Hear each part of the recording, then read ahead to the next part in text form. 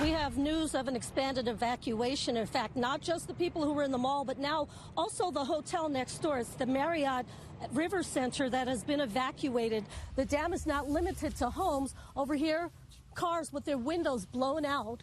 And then if we look across the street, you can see where a lot of the debris landed. 39,000 pounds of frozen chicken in a truck, and apparently a load of luck, too, because no one was hurt. This was the cab of the truck. But the victims today told me they're convinced the man in the police sketch is the same one who barged in on them. They do believe this was an accident. A 16-year-old boy who was shot and wounded, seriously wounded, in this house here on Big Valley. While in Texas, we do have the right to protect our property with deadly force in some cases. Police say that doesn't apply here. They say Recondo actually crossed the line because he went after Rangel. Some people are showing their sadness by saying it with flowers, both here at the scene and also at Scott Dean Fire Station. Other people have no words, but you can see the sadness all over their faces. If you've ever wondered what 42,000 pounds of frozen chicken strips looks like, try this on for size. They're packed in bags like this. That huge construction bin is already filled to the top. We saw them wheeled out of one of those apartments back there on stretchers, both of them with blood all over their bodies. Now, police say they had multiple cuts and their injuries are life-threatening. The chase, it seems, put many other people in danger.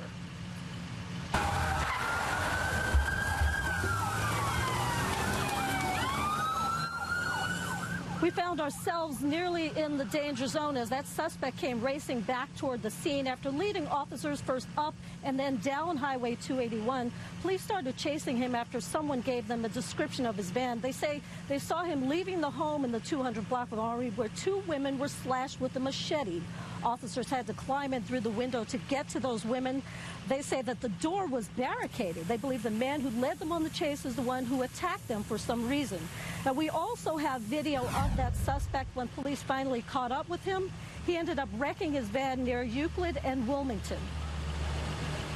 We got a description of the vehicle leaving the scene when they tried to pull the vehicle over. The driver eventually wrecked out here and was placed under arrest. The police say that he also hit a police car and two other vehicles along the way. They say the man put up a fight and he was injured in the process and would probably have to go to the hospital himself. Now, police still don't know the reason for this attack. They say they did recover the machete from his van. Reporting live north of downtown, Katrina Weber, KSAT. The images still are on people's minds and on flyers all over the medical center. San Antonio police released the sketch in January, then later surveillance video. Both of a man believed to be behind several attacks and rapes of women in that area. We have not made any arrests in that case. We're still reaching out to the public. As police continue to look for him, a group of teenage girls wants to forget what they saw. He had like this long hunting knife.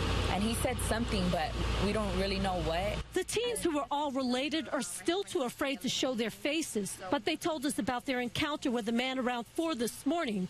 Someone they believe had been watching them as they sat outside, then forced his way inside their apartment on Oakdale Way. She went to the door and then it just flung open and he pushed her. I guess when he watched them go upstairs, he saw that as his chance to go in and try to follow them. The man who had his face covered with a bandana ran off when he realized there were other relatives there. He was armed with a knife, so from there's no telling what his intentions may have been. Police aren't ready yet to link this latest incident with that series of attacks on women earlier this year. But the victims today told me they're convinced the man in the police sketch is the same one who barged in on them. One says either way, she's not taking any chances. And in the morning, I'm going to go get a gun. Katrina Weber, pictures said a lot.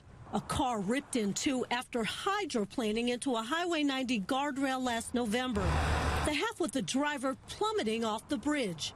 The pictures seem to say the worst. I always felt that I was going to make a full recovery. But Calvin Mosley saw things differently. I was laying on the pavement outside the vehicle, and I could see the vehicle upside down. I look up and see the other half. His body was broken. Collapsed lung, a spleen was compromised, bruised liver, kidney. His will remained strong.